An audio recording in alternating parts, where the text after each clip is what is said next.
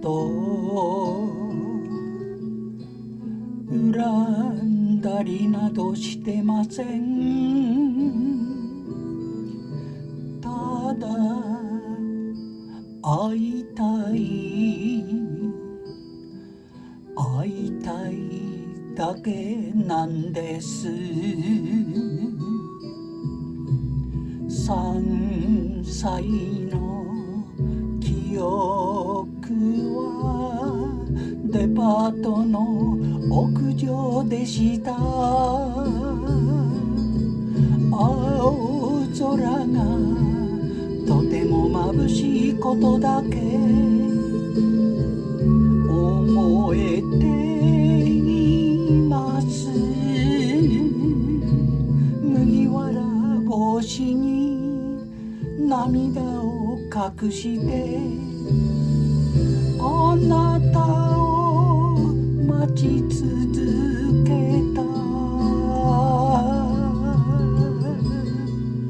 あの夏が今年も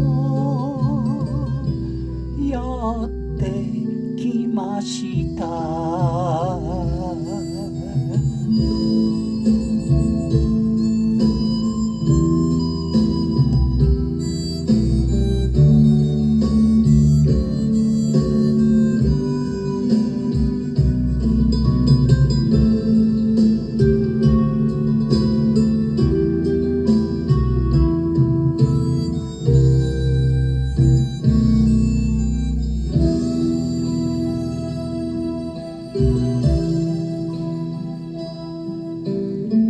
あれから季節は巡り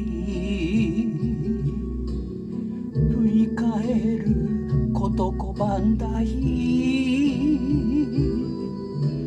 今思えば懐かしい。同じ時人生くじけない友達がいた。数々の出会い別れが私を育ててくれた。もうすぐ私に子供が生まれる。あなたに伝えたい。あの夏に戻ってあなたに会いたい。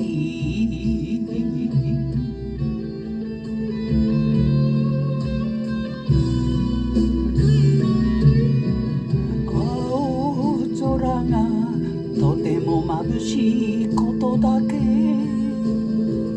思えています。麦わら帽子に涙を隠してあなたを待ち続けた。あの夏が今年もやってきました。あの夏が今年もやってきました。